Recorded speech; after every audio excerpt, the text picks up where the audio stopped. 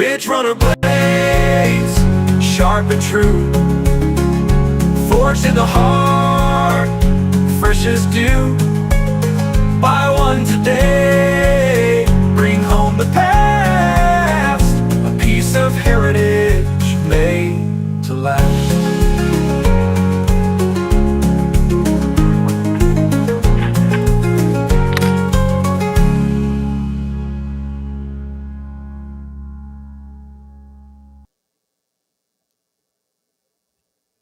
Well, welcome. Look who we have here. The pirate What's up, y'all? himself. The Primitive Woodsman pirate. Oh, nice. I can see all the folks on here. Oh, yeah? I think. Sweet. Does your chat show up for you? I think so. I think that's what I just Oh, found over here. nice. Yeah, so we got all kinds of people in here. We've got Taylor Yeah. Grimes. Yep. I see Taylor. Yeah, See Run Evan. Gun. Great. There's Evan. We've got Overton Sponsor. I'm in the dark. Do I look like I'm in the dark? Oh, it might No, be. I can see you. Well, maybe I'm just going to be mysterious. I did There you just go. have to reset up my camera, so I do look kind of dark. 5x5. We got Tony Bologna giving us the go ahead. All right, everybody. Well, today we have the one and only, because the world couldn't take another, Nope. Mr. Primitive Woodsman, Josh Morgan. And we're going to talk about some good old Primitive Woodsmans. Yep. Well, first off, Josh, how's the shop doing up there? Well, we're actually making quite a bit of progress now. It's slow to get to making progress on the actual shop building, but now that we've got the landlord at the shop kind of getting involved, he's got some of his kids staying over there, and they've got a skid steer and a backhoe in there and dug all the dirt and everything that was piled up in the back there of that building that came through the walls, and pushed it all out. And they just relayed some block wall around the perimeter and pushed some posts up to support the roof during the process of while they're rebuilding those walls. So it's coming along. It's still a mess in there, but it's looking like we'll at least be dried in by the end of the year, or shortly after the beginning of the year. So that's a step in the right direction. It looks like we'll be able to move some of our equipment back over there. Hopefully, get back to having a little more power. Maybe actually set up the forging equipment again, which would be really nice. As well as a handful of other things that we've just been limited in our ability to use, being all crammed into one little bay over the last handful of months. So Yeah, I've been on the struggle bus for how long has it been now? it was like, I think it was the end of September, like September Golly. 27th or something like that was when Mm, the storm came through. And it wasn't until maybe a week or two ago that they really started getting to work on fixing that building. So um, we weren't really sure what was going to happen with it. We were looking at all kinds of other options, trying to find a place to buy a piece of property and build a building, or there's really no other buildings around here. We're not in a very industrial area here in Watauga County, North Carolina, and finding workshop space is next to impossible. So we were kind of out of options. So I'm glad that this is starting to work out, and we'll have a little more time to figure out a more long-term solution to our shop yeah. situation. So Well, it seems like things are moving in the right direction. Are you yeah, so Josh has been making foxfires for the last bit. 3 months. Making foxfires after foxfires after foxfires, which all of them have went out now. They all Nice, you got them shipped. all in Yeah, the mail. they all shipped last night and this morning. Cool. Ransom's in the chat. He said, "Thanks for the landslide foxfire. I like it a lot." Nice. Glad you like it. Yeah, it's Cool. been cool. That really worked out well to keep, everything moving forward in a positive direction, and be able to, to dig in and do a bunch of those landslides and just foxfires in general. So like I said before, we've been pretty limited in our capacity and space and power and all this other stuff. So the foxfire is something that we can still put out fairly efficiently. We've been trying to stay on top of all the other web orders. There's still some that are lagging behind. The other models were affected more than others as far as, recouping inventory and stuff like that to be able to make those blades. But, we're cranking along, and yeah, the Foxfire, the landslide editions in particular have really been the saving grace in for Primitive Woodsman the last few months. Well, you've had plenty to make. I'm glad they all shipped. That was a lot of boxes. Yeah. Yeah. The UPS man was like, huh? Yeah. I texted him and I said, don't come till the end of your day. Right. He said, can you give me an estimate on how many of these boxes there are? So, because Evan was shipping a bunch out. He's like, no, because UPS is going to question him on why he was there that long. That's funny. Like, well, that's one good way to do it. That's lots of knives going out to lots of folks. So yeah, looking forward to getting them in people's hands. Yeah. So when do you think the shop's going to be back in fully blown operation into January? Well, yeah, I mean, I'm hoping it'll be mostly back to fully functional by then. I mean, there's going to be some other, fixing and electrical and other stuff that's going to take a little bit of time, rearrange and reorganizing because the space looks different now. It's not separated. We used to have a separate room in that building with a loft over top for storage and other stuff. That's all gone. It's all kind of an open space. So we got to kind of think out the floor plan, work out where tools and machines are going to go. It makes sense for the efficiency of our processes. And I imagine, it'll probably take us at least a couple good weeks of just cleaning and moving stuff around.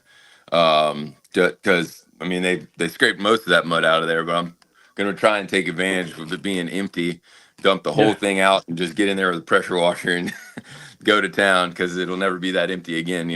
Yeah, that's true. So it'll take a little bit of time, but I imagine by the end of January we'll be back up and running. And we just got back. Me and Donnie, who runs the water jet for me, we just got back from Seattle. I guess it was last week or the week before last to go take class for our water jet cutter that we had to move across town to the Baker Forge and Tool Shop. And it's going to live there for a while, but we just got it finally dialed back in after the move and cut in exactly the way that it should or how it was during the initial install. So that's good news. Hopefully we'll be cutting lots of things for lots of folks on top of just being able to catch up on all the stuff that we've been, a little behind on, and other new stuff that we want to be able to offer and stuff. I've always got a lot of ideas for knives and things, and having that water jet up and operational really helps that along. So well, too, like that thing has to be running. It's not a cheap piece of equipment, and so if it's not running, it's sitting there costing you a boatload of money. A boatload of money. I mean, the insurance is the cost on it because it's not like I'm got a pockets full of money. I had to finance the thing, so there's monthly payment to be made, and I've got a guy that's working 3 days a week working on it that's getting paid to oversee it. So there's definitely a lot of investment tied up in that machine. But I'm so glad to have it because that's the only reason we were able to put out as many Foxfires as we did recently, because as soon as the walls came tumbling down, we just got water jet while it was still running before we had to move it. It really helps, our turnaround time be able to keep that short since we're making so many things made to order and everything else. Let me see. It says, will you water jet things other than knives? Yeah. So the cool thing about the water jet is it will cut literally anything. Doesn't matter really what material it is, as long as it fits on the bed, which is it's about a 4 foot by 4 foot bed and is within 7 inches thick, which is pretty, it's pretty thick. It's just a matter of time. But, we're blasting at 55,000 PSI water pressure with a garnet abrasive, and it'll cut through pretty much anything. We also got a pretty cool, an ultra pierce on that thing. So we can cut brittle materials like carbon fiber. We can cut glass. We can cut, when we were up in Seattle, I cut a whole bunch of little Bigfoots out of mirror, and it was kind of cool, just a piece of plate mirror. So there's a lot of potential to do other things with that machine. It cuts G10 really well, which we're going to look into using it for that. And some stuff, lots of other things, but we got to get it dialed in for the steel first because that's the most important part, and that's why we got it. So that's pretty cool. I mean, but lots of, what's the oddest thing you've Yeah. cut in half so far? Because that's what I would want to do. I would just want to find random things and just slice it in half. Well, we were just getting to the point where we were like, because it's not an overly complex machine, but it's not real Yeah. simple either. So we had just gotten to the point where we were like, okay, we really know how to operate it. We know what we're doing. We can set it up and whatever. We were just getting to doing some of the fun stuff when, we had to up and move it and whatever. So we haven't quite gotten back to doing that. But I mean, we got a couple ideas, and I'm sure they'll be documented, and everyone will get to share in that experience. I think you should do a cheeseburger. That's how you slice your cheeseburgers up for lunch. Just sit in there. It's funny. That is one of the things that they market water jets for, with the water cutting only. They cut food with them very often. All the what was he saying? Fig Newtons. I don't know if anybody eats fig Newtons. You know what fig Newtons are? Is that even like food? They water jet cut. I mean, it's mostly kind of a food substance, but they water jet cut those down to size. That's yeah, awesome. That's what the guy was telling me in class. Well, yeah. There you go. Radio Made Easy says that's awesome. Might have some projects to send your way for some brackets for antenna mounts. There you go. Oh yeah, we can make all kinds of cool stuff. So when you came up and grabbed the landslides, I'd been talking about, I just got in this car, a new car. I was going to try and get into a little bit of overlanding and stuff and like have some fun with it. But so much of the add-ons and stuff I've noticed for like overlanding rigs and cars are just water jet cut or laser cut plate steel, mild steel that's powder coated. So we're going to try and probably work on a bunch of cool, fun projects for kitting out vehicles and radios and, other kinds of gear as well, which would be kind of fun to incorporate, so that way you can just mount your hellbender to your dashboard and be ready to go.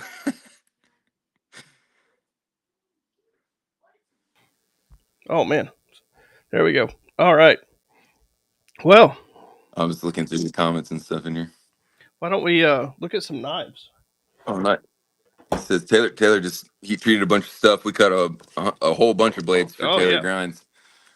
He said he just got through heat treating 115 of them. That's a stack. Yeah, it is. Taylor's making some really cool stuff right now. Yeah, I really like his stuff. What is that one? The Gar. Yeah, it's got that kind of compound grind and the wrap handle and stuff. Yeah, I wish I had some more of those. Hint, hint.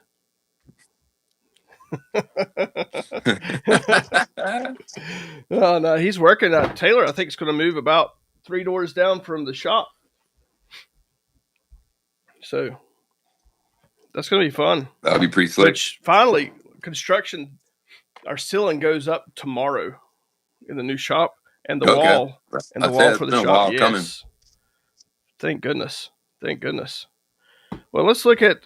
I picked up while I was up there a few more knives while I was there, and I've been looking at the landslides and the exclusives so long that I kind of forgot there was other Foxfires. Yeah, you about forgot. I love this knife, man. You just killed it. Yeah, it's been that has been the knife of 2024 for sure. I mean, the knife of 2024. Yep, I love this thing. I love it. That's a good. That's one of my favorite combos right there. Too, is the tan micarta with the woodland camo kydex. Really, I'm just kind of a sucker for woodland camo, and yeah, I kind of lean towards anything that's got that in the kydex. So yeah, I dig it. You did a really good job.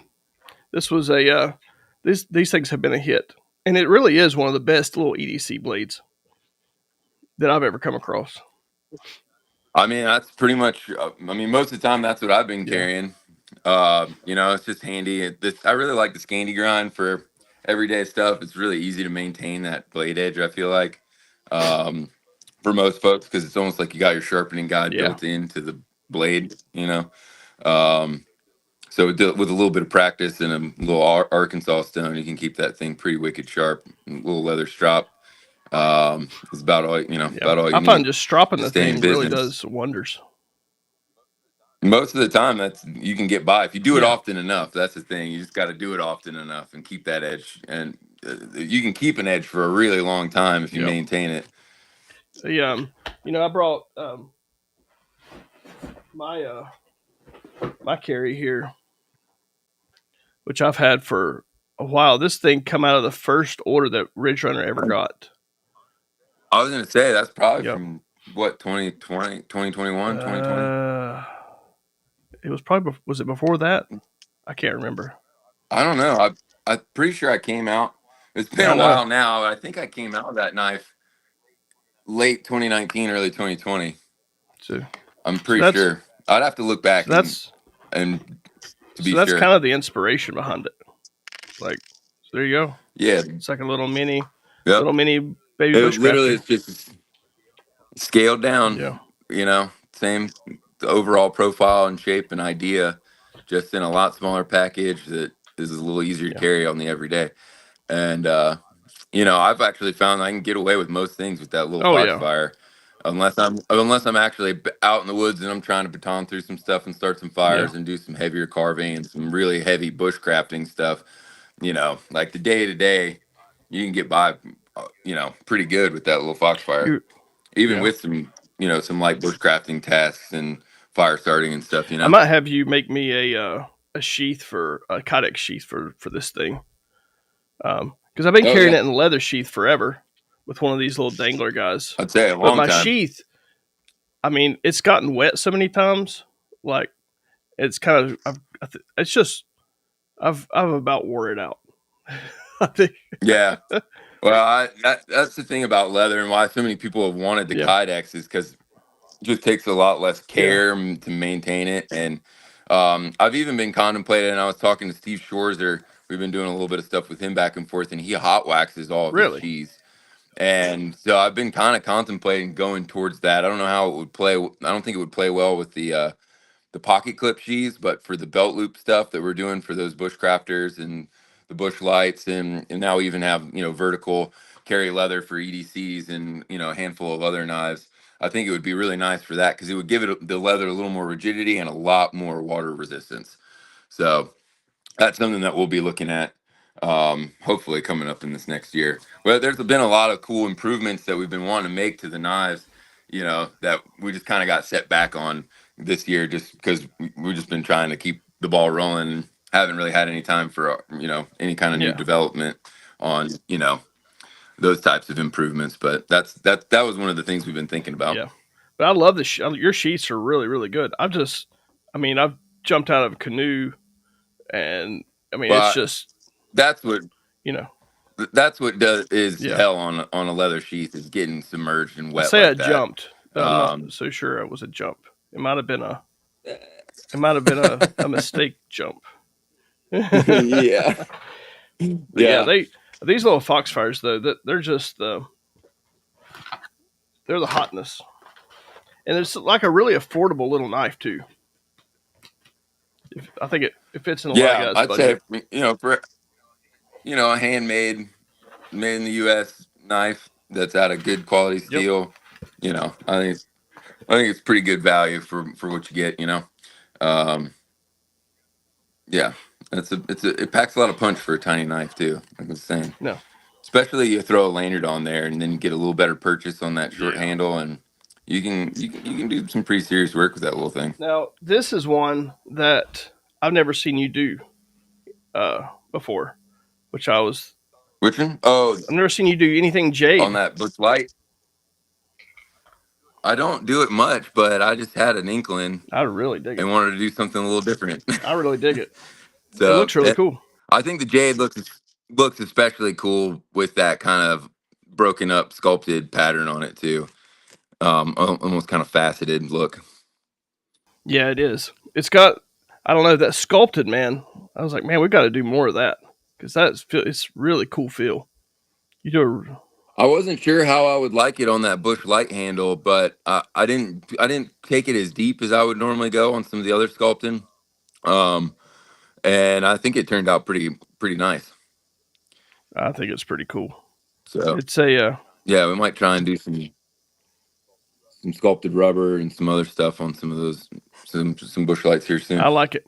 I like the jade too. That's I mean, I guess it's kind of you know, you have to like it, I guess. But I like it. Yeah, it's pretty particular, but I like it. It's almost kind of it's like a sea foamy This is green. this is one of my Um, favorite knives you make, the bush light. I think it's I think that's one of the a surprisingly I think underplayed so. knife in the It's lineup. just so light Because and it's super slim. It's light, but it's got a lot of blade on it still. It's not that much shorter than the full size bushcrafter, but it's a lot more narrow. So you can do some more detailed stuff. I mean, that one was really more inspired by some of the Mora knives that I started using when I was carving sure. bows and arrows and stuff like that. Um, just a little bit more delicate, to do a little bit finer work and stuff. And it does a great job at that kind of application, carving little Oh yeah. spoons and doing other kind of craft stuff like that. What's the blade thickness You know, difference in it and the bushcrafter? so the bushcrafter is I think it's 0.156 or 0.60 on the thickness on the full size bushcrafter, and that one's 18 eighth inch. Okay.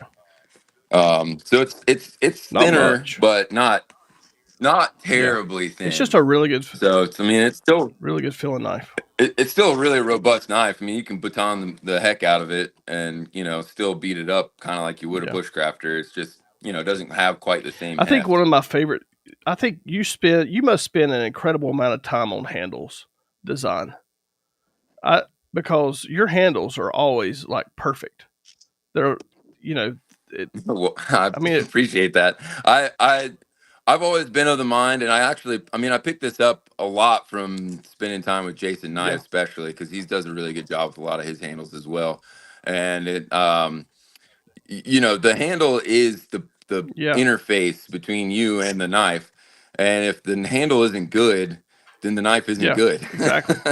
Because you got to be able to get a hold of it and know that you've got a good purchase and multiple grips for it to be useful and comfortable and not wear you out. And um yeah, and a knife that feels good in your hand is a knife that you're going to carry and use, and a knife that doesn't feel good in your hand gets left at home. And I've had too many knives that ended up getting left at home because they're just too Yeah, bulky or chunky or unbalanced or whatever. So yeah, I put a lot of thought and intentionality into the balance and the feel of the yep, handle, probably almost more so than a yeah, blade, because the blade's more or less especially on like a bushcrafting knife, there's not a whole lot yeah. to it. It's got a pointy end and a cutty part, and it's,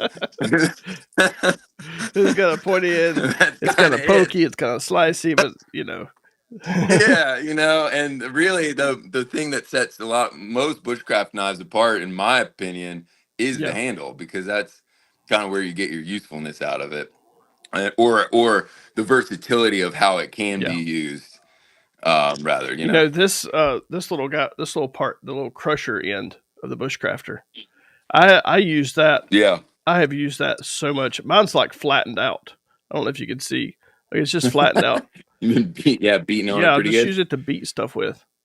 Um, and but also like this Yeah. blade. Well, I mean, I I'll open cans with it, like just stab it right down through the top. I beat it through like Romex and everything. So I do have a few little chips Yeah. in it here and there that I have to work out. It's not.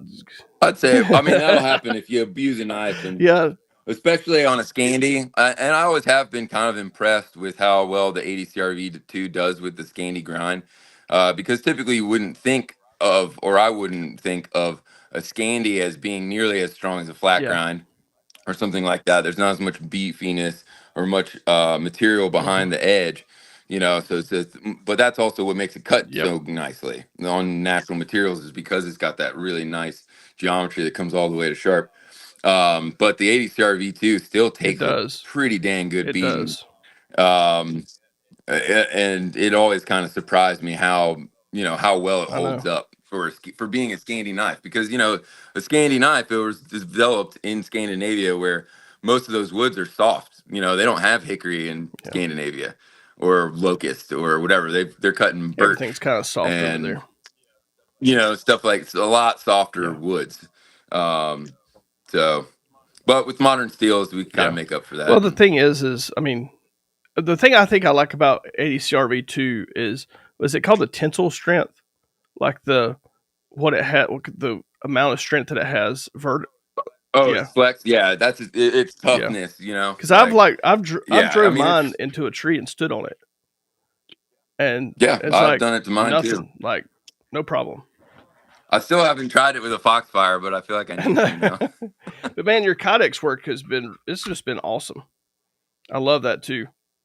It's Yeah, it took I a mean, little it's bit of just dialing in, getting the yeah, spacers right so the fit is good. You don't want it to have too much retention, but you want it to have enough retention and, yeah, all of that. So we've definitely had a lot of time to practice on those Foxfires in particular. So yeah. we better have it dialed in by now.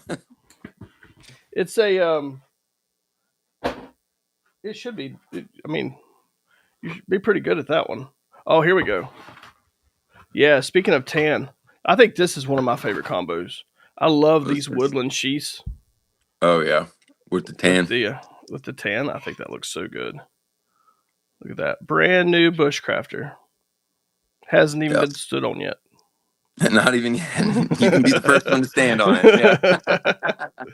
But this tan micarta looks almost, it's got kind of a woody look to it almost.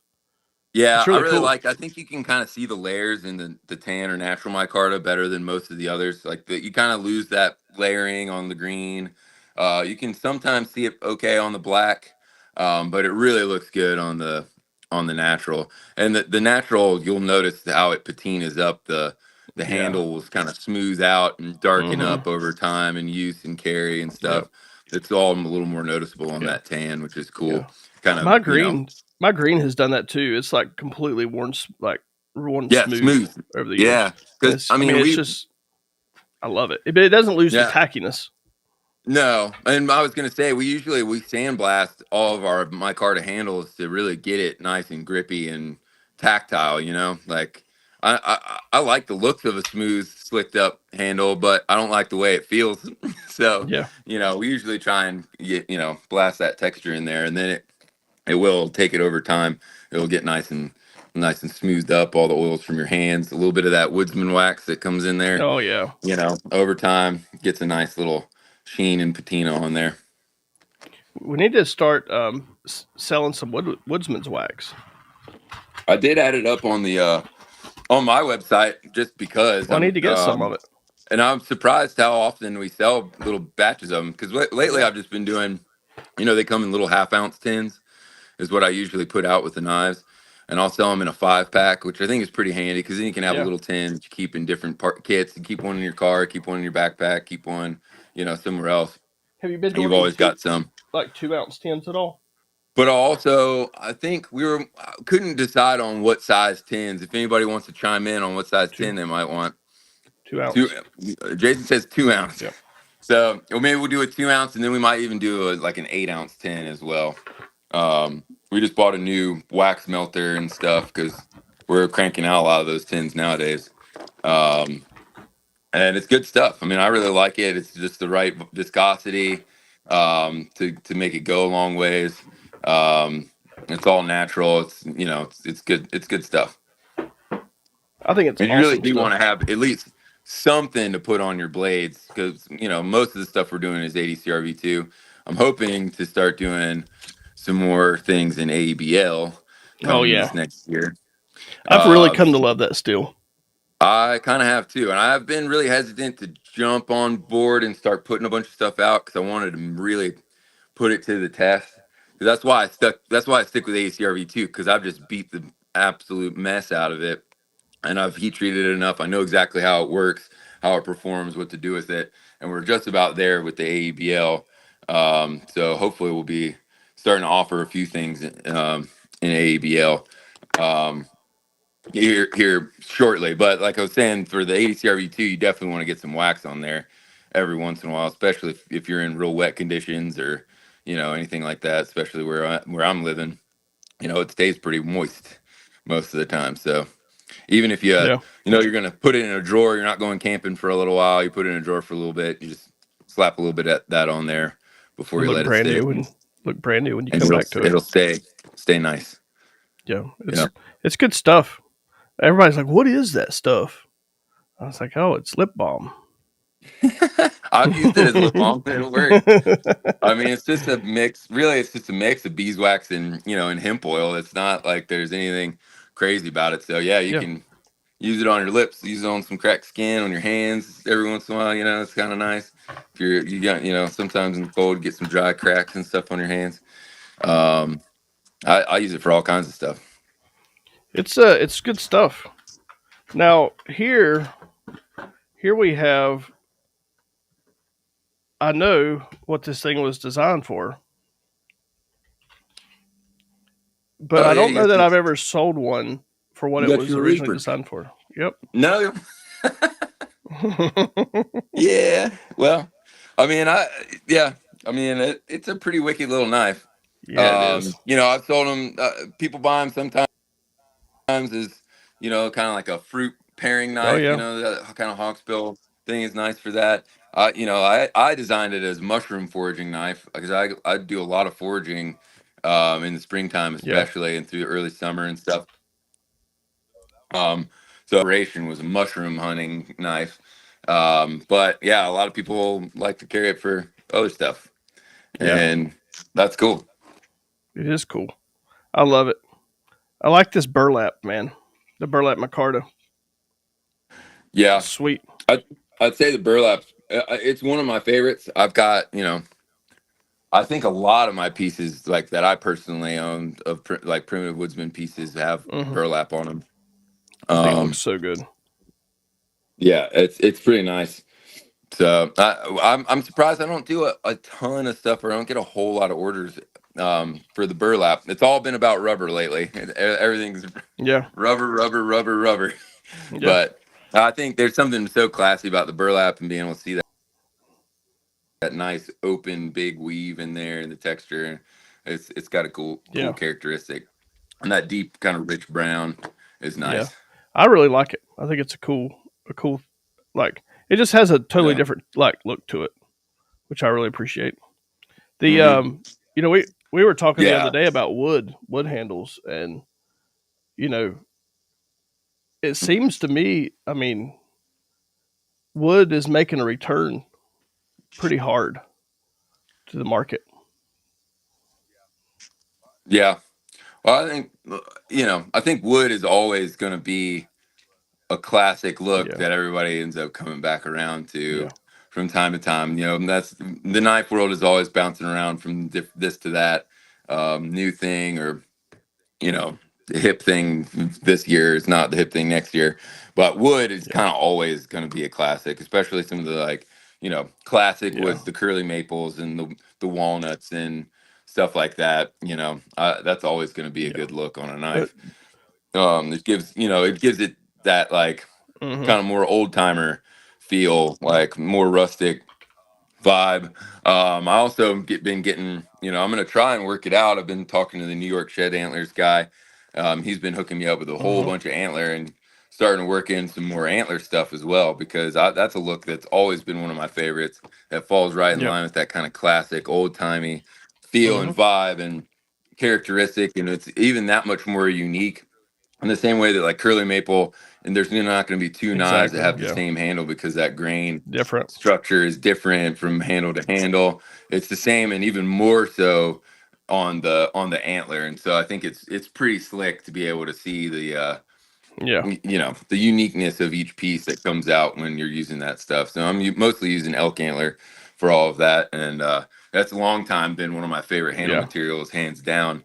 It just takes a lot more work and effort and processing and yeah. stuff to get it just I right. just wonder if millennials are turning into boomers now. If that's what it is. I This think is like I a am. I boomer. don't know. I feel like a grouchy old man more and more every day. Yeah, it's like a I think that's what's happening. I think the millennials are turning it into boomers, and that's a it's scary. Well, I think they're just finding, I mean, even me, I find some Oh yeah, inspiration from my the older generations, Yeah. especially as a knife maker. Not I got a lot of fondness actually looking back at those older generations and taking them away from not just like the characteristics of their knives, but like a lot of those mentalities, especially back to like the Yeah. greatest generation and stuff. It came up in conversation the other night. I was talking to somebody. My great grandfather was a field surgeon in World War I, and Hmm. the amount of stuff, like the cool stories and things that came back with Yep. him in physical form, different memorabilia and trench daggers and all this other stuff was just wild. And the amount of tenacity and determination and stubbornness and dedication that generation had to have to get through all of the odds that were against them It is it's inspiring. inspiring. It's always been a point of Yeah. inspiration for me, and just like the mentality of how I run my business and the effort that I put Yeah. into the tools and stuff that we're making. I think it's pretty cool. So there's a lot of wisdom, there's a lot of cool stuff. And when you look back at granddad's old knives, you're like, damn, that Hmm. was pretty cool actually. I want something like that. Yep. I know. you know You know, that's how that's how Wrangler started a lot. I wonder if that's one of the reasons he's kind of fallen in love with the Primitive Woodsman stuff. It's kind of that. It's like Yeah. that very quality. Like I've noticed, like a lot of millennials are getting on the bandwagon of kind of rejecting the Chinese mass consumerism model. That we have Hmm. invented here, and they're going towards more Totally. buying quality, buying something that actually helps somebody. So you're supporting a real Yeah. person that you can talk to, that you can see, and I think that's a big movement Well, right now. right.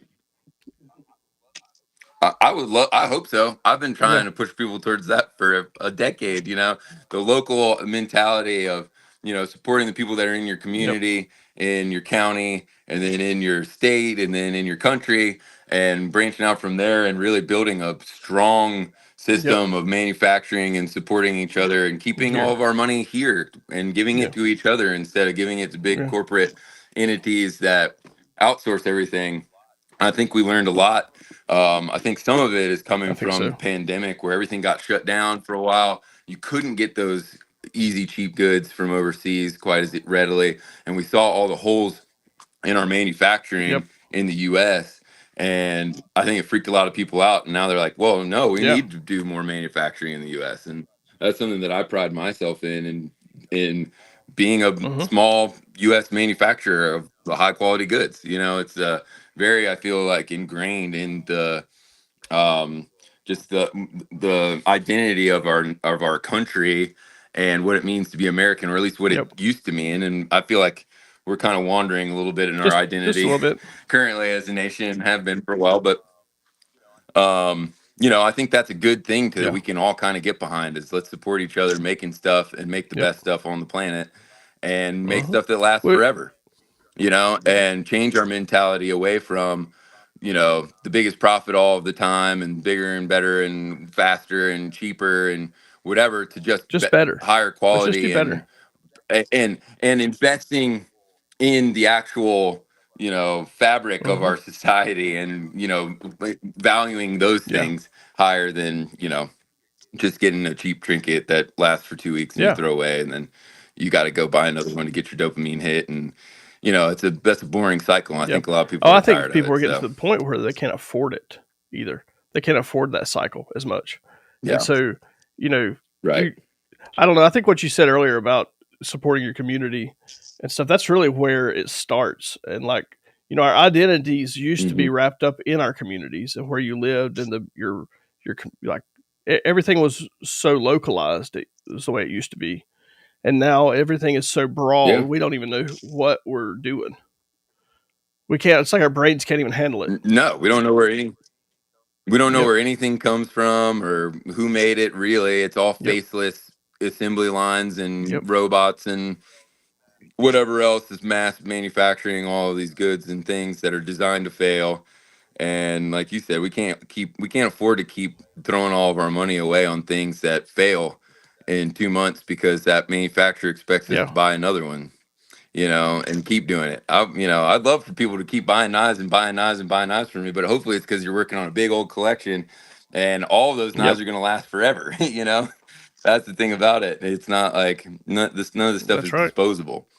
And there's a lot of that. Especially, I feel really lucky in the community I'm in Watauga County and Boone, to be surrounded by a lot of creative people, a lot of people that are making cool stuff. Like, even like this mug, I don't know how long I've had it, a long time, but the guy Hmm. Zach that's working full time with us now, he's doing a lot of the sheath stuff and a lot of the prep work and things like that. We're slowly working him into shaping handles and things like that. He's a potter and Yep, he made this. And this is my favorite mug, and yep. my friend made it. And it's awesome, to be able to have stuff like that, because it has so much Hmm. more value than a paper cup or just a run of the mill generic cup that was mass produced in China and maybe has a And quirky maybe has slogan some on it, you sort know? of like birth control embedded into the coating on it. Hold on now. Let me Oh go get no, my I've tinfoil got it. real quick. I hide it. If we're gonna I go, hide if it. we're gonna go I this hide it route, I under need the to be beanie. prepared. Look Yeah. out! What's going on? I hope that YouTube picks that shot as the thumbnail. Yeah, Oh, that'd be awesome. We should make it happen regardless. But yeah, it's cool. I You've like it. got, and that's why Yeah, I really like working with the smaller makers.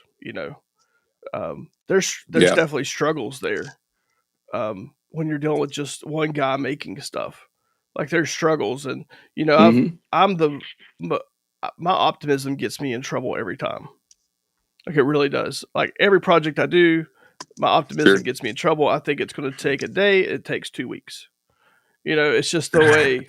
Yeah, That's just yeah, that's just and kind it's of the probably way it some sort is. of Yep. weird coping mechanism that I've got. but but the you know it is it's a it's just so cool to see all these people making really neat stuff, and everybody does their take. Yeah, A knife. You're buying when you buy from a smaller maker, you're buying more than a knife. That's just a piece of it yeah. that you're buying. You bought Right. part of that person's time. I mean, that's their time, and that's A hundred our percent. most valuable And thing not on the and planet. not and you're not just buying the time that went into Hmm. making that one particular knife. You're buying a piece of all the time that it took to hone the Hmm. skill and the craft to be able to make the Yep. knife in the first place. It's all of Yep. that together makes the whole.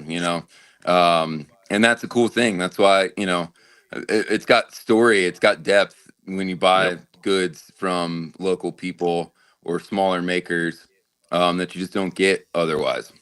I think that was one of the things that was so cool about the landslides, is that they had a Yeah. great story. It's a good Yep. story, like Hmm. overcoming the odds and taking a bad situation and making it good, and letting people be a part of that experience and helping us overcome it. And we're all doing it together now. And it's not just me, but you buying that knife makes you a part of Yes, it that does. story now too. And that's the cool thing about, you know, buying goods from Yep. small Hmm. time makers. Um, is that it's unique and it has story, it has character. And I Yep. like that, I know. you know. It's cool to see. Like I get the opportunity to see all of this stuff side by side, like next to each other Mhm. every day. And it's so cool to see different people's takes on different things and the way that the way they come up with their ideas and it's because it is a Yeah. knife. It's probably the oldest tool that we have outside of a hammer, and having something to cut with. And I think Yep. it's just really cool. I think the way people their experiences in life, their struggles, everything comes out in their art and what they do. Yeah. And 100%. And it is cool. I mean, to see the different takes on each individual maker has their yeah. own way to go about it. And sometimes it's differences in the steps and how they're Hmm. actually producing the knife. So a lot of it has to do with how it's designed. where they're taking their inspiration from, what application do they want that knife to be put into. That drastically Yeah. changes the outcome of what a knife is. And yeah, there's a million different takes on what is a good knife, and it's always cool to see somebody's new idea on, this is what works for me, this is what I like, this is what inspires me, this is how I do it, this is my product, this is the art. And It it's is. great to see the Yeah. the uniqueness of You all know, that. I think one of my favorite people on the planet is Jason Knight. I just love that guy. He is one I of mean, those I'm with you just there. gems of. He's like a gem of the knife making world. You know, I think I've heard him Yeah, called the grandfather or father of modern bladesmithing, and I think the title is well earned yeah. there. But hearing him talk, like there's so many people that he developed some really cool styles of knives, very unique. Back, I mean, for years, I mean, years and years ago. Yeah, right there. That's it. And I know One of them. the big, great big old modern kukri. And I think what's so cool is I mean, so many people use him for inspirations. Yeah, it's yeah, Favorite those are folder cool. ever. Yeah, they Um, are really cool. But no, you're not wrong. He's inspired an but entire he generation of knife loves makers, inspiring myself people. included. Like he loves for people to Yeah, use his designs and his, you know, his stuff, his inspiration. He loves it. Um, and that's such a cool, unique way, I think, to be. There's not a lot of people like that, I don't think. yeah. He'll just help you with whatever you need. No, I mean, he's always been like one of the Hmm. most open and free and sharing, everything about Yeah, what he knows about his craft. The whole reason why I ever even started putting fullers and stuff was because he was like, "Hey, why don't you yeah. put a fuller in that? That'd be really cool." And I just kind of went for it. And he told me one time we were hanging out, forging some stuff in his shop. He's like, "You ever see anything that I'm doing in here and you want to do it? Just do it." Don't worry about it. Just do it Yeah. because it's cool. You know, like actually, maybe I'll show this. I've got this is the first knife I ever did a fuller in. This is when I was working over at Winkler. It was a big Wow, collab chopper that they were doing, that's really cool. and I was grinding on this knife. I had just done the false edge on it, and he literally leaned over and he said, "Hey, put a fuller in it. It'd be cool." I was like, "Are you sure?" I was like, "Okay, I'll try it." It And come it out came out really cool. sweet. And then I want to put a Yep, fuller in everything, fuller of the world. That's a sweet knife. Man, David over Yeah. on Facebook just purchased the Jade Bush Light. Man, you're gonna like that, David. Nice. It's a cool one. I might have to do some more like That's that. I like it, man. I like that sculptiness too. But I think my Yeah. podcast with Jason is probably one of my favorite I've ever done because I don't think we talked about Yeah. knives at all. it was like Probably not. You never not know. at all. It was like and You never know. but it's just the Hellbender. I think you can see a little bit of 90 influence in that blade for sure. And Oh, but 100%. man, Yep. that's one of my favorites. I forgot mine. I have one of the old ones. The old yeah, Oh, a the older Hellbender? Hellbenders. I think it was Oh, yours nice. at one point. Yeah. Yeah, Could have been. I've had and carried and beat yeah. up and then refinished and I think resold I think you a did lot it of as Hellbenders. some sort of a trade at Georgia Bushcraft, and then uh, and then it it went to ended up coming back Taylor, around and to I you, was like, huh? I gotta have that. So I gotta have it. Nice. Yeah, I think, is that the one that's got the Yeah, Hellbender etched yeah. in the I think steel so. in the fuller, I think. Yeah, Yeah, that's kind of, green I handle. haven't done that, I don't think, on Yeah, any other one. it's a beast though. It's one of my favorite big knives for sure. It is my favorite big knife probably. Yeah. I mean, it's really cool. It's now an endangered Yeah. knife. I mean, that's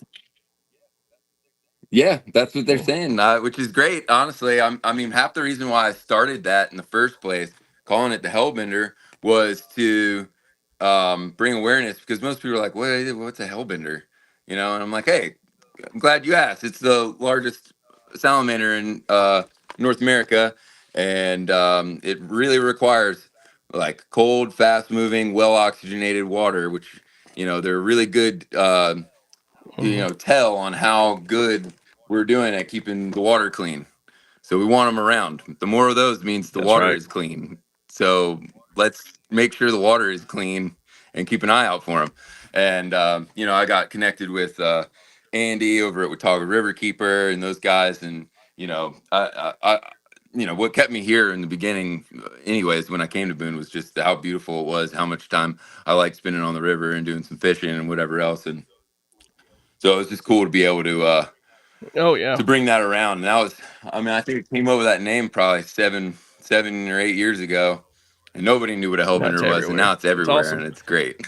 We've got a big hellbender Yep. mural downtown in Boone now, and they're just about to put the hellbender on the endangered Yep. species list to really bring that much more awareness Well, to them. it So it's seems kind of like a cool the thing. Hurricane Helene may have wreaked havoc on them. A lot of the flooding. Well, I'd say that water was not Yeah, gentle. the mud wasn't either. None of it was gentle. So, but they have, I mean, they've been spotting them Hmm. after the fact, and things are coming back. Surprisingly, I mean, I've been seeing Yeah. fish and stuff, and all my buddies that are out, fishing. I haven't had as much time for it as I'd like, but they're catching them. Changed a bunch of the holes, like Hmm. the terrain of the creek floor and stuff is different in some spots, so that's going to definitely change some things up. But Oh yeah. fish are still there. That's kind of one of your big things Um, outside of making knives, isn't it? Is fishing. Fishing, yeah. I mean, I've Hmm. always loved fishing. I grew up fishing. I grew up at the coast. I tried going fishing anytime I could. Um, but yeah, I still, typically keep a rod in the car and try and bump around to a creek or two here and there. And um, yeah, it's a good time. There's a lot of really good trout fishing out here, um, and it's been a fun thing to learn a new fish, a new tactic, a new terrain, and Yeah. get deadly at it. It's just fun Hmm. to eyeball it and know where they're going to be and where to put it and where to pull them out of there. So Well, it's a good what time. do you like to do outside of making knives? What's your main thing? Outside, yeah, I mean, outside of making knives, I mean, I'd say definitely. I mean, the fishing thing's big. I love hiking, backpacking, camping, any of those types of things. Um, Before I was doing as much knife making, Hmm. I liked hunting, but now my busiest time of year is always seems to be during deer Yep. season. So I don't quite do as much of that. I got a ground blind out in the backyard. Um, I got to clear some new paths now though. Kind of wrecked my shooting lanes there from the hurricane, but um, I do a lot of that kind of stuff. I still like making other Hmm. things from time to time. Just wild hair. I do a lot of archery, traditional archery stuff.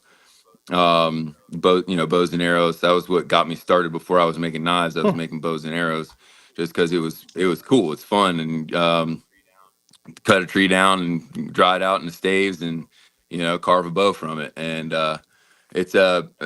yeah, that's a really fun time. Just shooting in general. I also like doing a lot of other Yeah. shooting, rifles and pistols and other stuff like that. I've always been pretty into that. I like doing some longer range stuff from time to time when I can. What is that? Where did the idea for the 22 cal hole? Oh, and some of the blades come from. So what's funny is I never designed it for that. That wasn't like intentional in the way that I designed it, but there were just like a handful of guys that just started doing it. And it was mostly on the full size. Here, let me see if I can. Oh, we're gonna get a demonstration. I don't know if I have a 22 laying around here. But some guys were doing it as like emergency fire starter or whatever. In a pinch, like you can pop your 22 in there and the rim will catch and you can pull it apart and dump the powder out and use it to help get a fire started. That's what some guys were doing, just as like a more I think of a thought as a thought experiment for Yeah. like what can we do, because you always want to do the most with what you got. And especially like the bushcrafting world, which I've always loved, is Hmm. is really minimalist. It's like I want to go with the least amount of gear possible, and then make Yeah. everything else, to have the skill set to be adaptable in the woods to do whatever I need to do. So you're constantly putting yourself through these thought experiments of like, well, if you only had these 5 things, how would you survive? So I think that's probably the context and how that came about, and then everybody just started talking about it, and um, that's what that's about. Per So Wrangler Star, it doesn't work on the Foxfire. no, it does not. The Foxfire hole is just a little bit too tiny. Maybe 17 HMR. I don't know. 17 HMR would probably work on it. I don't Somebody know. try it. I don't have any 17 HMR to try it, so I have They no idea. That's a yeah, it funny is. little round. Oh, my camera keeps going weird. Yeah, I know. It keeps grabbing my hand. The so what's good coming up? I know a lot of people probably don't know this, but I know you're working on a exclusive signature knife for Wrangler Star. Yeah, I wish I Oh, you would have can't brought show it on that stream yet. home with me and give you a sneak peek. No, he says You can't show it yet. show it yet. Darn, we'll just have to you keep to be y'all on the hook then. But it's really cool. It's a yeah. I'm super stoked about that. I think it's going to be really cool. It's going to fit a nice little niche in the lineup of the Primitive Woodsman offerings, which would be really neat. It's probably going to be a flat grind. That's all I'm going to really say.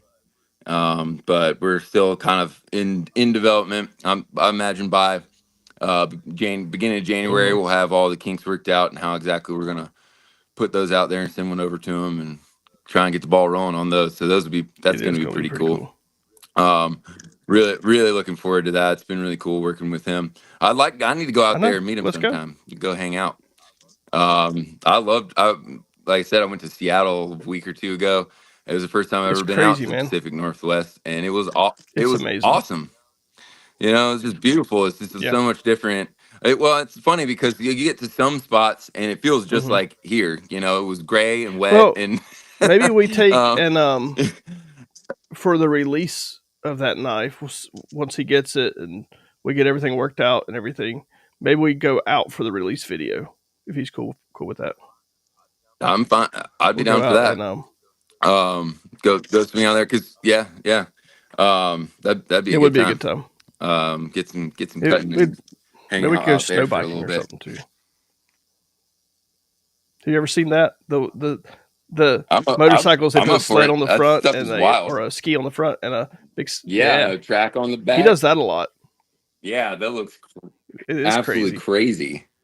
I didn't realize he was. He's got a couple of really nice setups. Yeah, that's fun. For that, he does that a lot in the winter. That's super cool. I think his last moto wreck. I think his last moto wreck kind of put a damper on his moto riding just a little bit. What? Yeah, he messed up his. I think it was messed up his hand this last go round. I can't remember. Yeah, it's gonna be a pretty epic blade, guys. It's really, really cool. It's really cool. Yeah, it's gonna be pretty slick.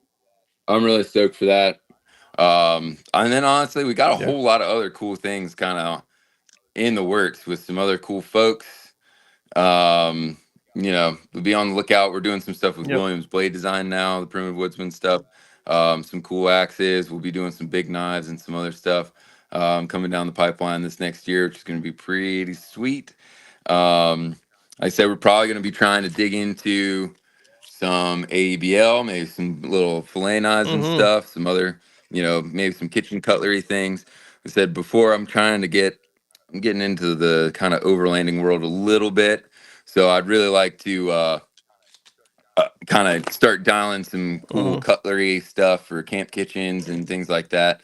Working roll-out drawers and maybe some other brackets and mounts and stuff for your vehicles that would work in cohesion with, some of the Primitive Woodsman gear, which would be pretty cool. I'm just always trying to keep it fun and think about cool new applications for knives. And sometimes that's new applications for the knives we already make. And sometimes that's like, well, that's an application I hadn't thought of yet. What are we going to make to suit that role? So there'll be some of that. I've been really wanting to do a butcher knife for a long time. I've done a few in the past. just like a big old school Mm-hmm. styled butcher knife that you'd slice your brisket up with or something, um, Yeah. lots of cool stuff. Um, Hopefully, if all things go well in the shop, we'll be cranking out this next year. So be on the lookout for all the cool new things, as well as Mm-hmm. the return of many things that Yeah. we just haven't been able to make recently. So we'll see, you know, probably some more hellbenders, definitely Mm-hmm. some more axes. I want to dig into the Manuses, the rum runners, which I mean, I barely made. I'm thinking I might have think made 5 of them this year. you The made rum runners, or you 6 of them. How made many did I make for you? 7 counting this one. Uh, So Okay, yeah. So it wasn't much. yeah, It was like 10 maybe altogether then. this is a cool axe. But that's one that I was I love. super stoked about, man. That was a design that I sat on for a long time.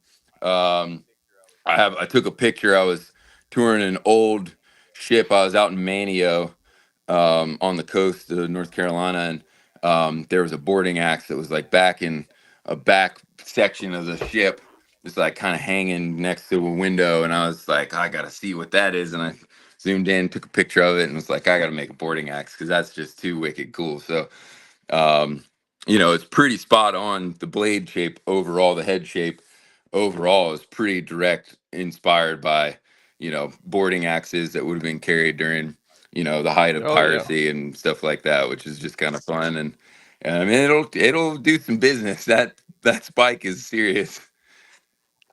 Yep. This is very pokey.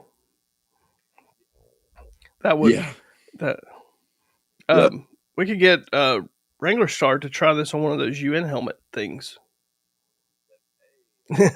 Hey, I bet it might do. I bet it might do something there. But man, I love this is a really cool axe though. This is what burlap Yeah, looks like when it it's fun. dries out and ages. And if you put some of that primitive wax on it, it just goes back to looking like brand new. Yeah. Nice and slick. Yeah, it really Man, does. I love this thing. Yeah, so I'm looking forward to doing more axes. I think we're gonna experiment. That one is in Yeah. 3/8. Most of the ones we did, all the ones we did this year were in 3/8 thickness for the head. I think we may go to a 1/4 inch thick head and taper the tang, and then do a flared handle at the bottom, which that's something that's been working really nice in some of our testing. Makes it just a little bit faster, a little bit lighter, but it's still that 80 CRV2, and it's Yeah. just tough stuff. It's the mantis here. Sam will be doing a lot more mantises. I am gonna make a change, so I've been wrapping the tops of those with Yeah. paracord forever. Sometimes which is cool. But I wrapped one the other day with some Mm-hmm. of that bump cord that I use for the lanyards, and it's just a little bit thinner. It's a little bit. I feel Yeah. it's just a little bit better. It's not quite as bulky. And I think I'm gonna start swapping the wraps Bump cord. over to that black bump cord, just because it's pretty sick, and it Yeah. cinches a lot tighter. Because that's the thing about that bump cord that's cool. It's got all those little ridges, and the reason those ridges are there is because it really Yeah. helps it hold knots and hold tight against itself. It'll, like, those little bumps in it like lock into each other. So it's pretty handy as a Yeah. cordage as well. And it's just something different because everybody Yeah. wraps everything in paracord, and I'm kind Tired of of it. tired. If you want to take that off and wrap it in paracord, have at it. But I'm tired of looking at it. This thing is the mantis is super useful axe. I mean, I love this Yeah. thing. Very, very popular. This one is in that Python Micarta. Oh yeah, that one Python is with Python. Huh? It's hard to see. yeah I'm on my phone, so it's like with the my screen's small. sculpted upper grip. Yep. The half sculpt. Yeah, that's like one of my favorite ways to do that axe is with the half sculpt on the top. Um, and Yeah, it's a good, really handy axe. I got a lot of inputs on that axe from Nathan Rourke, who's over at the Buffalo Cove camp, who I Yeah. co-designed the BC Bushcrafter with, and yeah, so it's got a rounded back end on that axe, Mm-hmm. Yep. for on the hammer pole of it, and that's actually used for flaying, like when you're skinning deer and stuff like that. the old huntsman's axes and stuff like that back in the day would have a rounded edge like that. So as you're pulling that Speed it skin off. back, you just kind of whack it down in that crevice, Yeah. and it just helps you work it all. You kind of just beat the skin off Mhm. of the deer instead of trying to get in there and cut a bunch of it and slice it up. So that's one of those are the applications there, but it's really just kind of overall woods axe design, kind of, that's the pack axe, just like a hand hatchet, what you would use like an old Oh school yeah. marbles axe or something like that for, like a little rig. That's kind of my take on that. I've got a couple other axe designs that maybe we'll get to Oh this year, but we'll just have to see, because honestly I love yeah. the axes. I think the market for axes is so much more For sure. niche than the knives. So I always have put a little more intention in, or Yeah. push the knives out a little bit more, but I have a lot of I fun think with the so. The Rum axes. Runner, man, that is just that tapered tang and everything on it. It's pretty slick. The taper Yeah. goes a long way on a full tang axe. It really helps get the balance right, to where it doesn't feel like it's just a big old Yeah. lumpy block in your hand. It really puts that weight forward in the head, so you can get the power where it needs to Yep. be, right up there in that cutting edge. So Well, yeah, I'm looking forward to doing some more. I got a couple cool ideas. Like I said, we'll just see what we see get what to this happens. year. Uh, See what happens. yeah, that's Well, it. man, we went an hour and 10 minutes right at it. So Heck yeah, talking talking knives. knives. Thanks for hanging out, man. This was fun. Yeah, glad We'll to do it do some it. more. I will have to jump on and chat a Yep. little more I'm often. Yeah, I'd usually be on down here for just that. about every night. If Yeah, like I wasn't last night for the first time. I got sick or something. I had something going on. I was like, I felt terrible. I'm like, I'm going to bed. yeah. I woke up with an Yeah. awful cold this morning. The only thing that's got me going is a little bit of Sudafed and some Yeah. tea. That's a But little. that's the way it goes. It's that time of year. We got a little Oh, you bit of did? snow up here today, which been kind of nice. I hope it really dumps on us tonight. I wouldn't mind having a weekend stuck at the house in the snow. We'll take the kids sledding across the street and some other things. But yeah, man. We'll definitely. Yeah. I'll jump on Let's here do it. more often. Maybe make it a regular. Make it a Make it a regular. regular thing. All right. Well, guys, thanks for hanging out tonight. This was fun. Looks like DH loves his Foxfire Landslide Edition.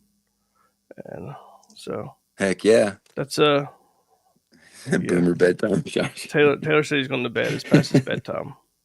He is the quintessential boomer. I think we got caught up on. Fire Creek asked if that bump cord was similar to Bankline. It's kind of like Bankline, but it's a lot more It's like the texturing is a little bit different than typical Bankline. Yeah, you just kind of have to see it to get the idea. You can see all the landslides come with it, all the exclusive Foxfires that we've done previous that have the beads and stuff. That's all been that bump cord.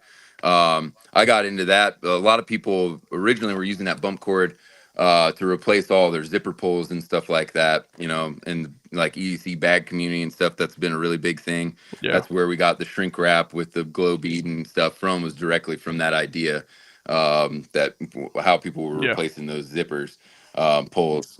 And it's just really nice and tactile. It's a little bit grippier, so it works awesome as a lanyard. Probably the best material. It's so much better than paracord for a lanyard, because the paracord is so overkill, and you don't need that much holding strength on a knife that weighs 8 ounces or whatever. Not at all. So it's a little bit slimmer, but it's more tactile. And I think it's a little more versatile. And I can't remember what the break strength is on enough. it, but I might look into that. Yeah, it's enough. I'd say 90% of the things that people are using paracord for out in the woods is overkill. Most of it is overkill.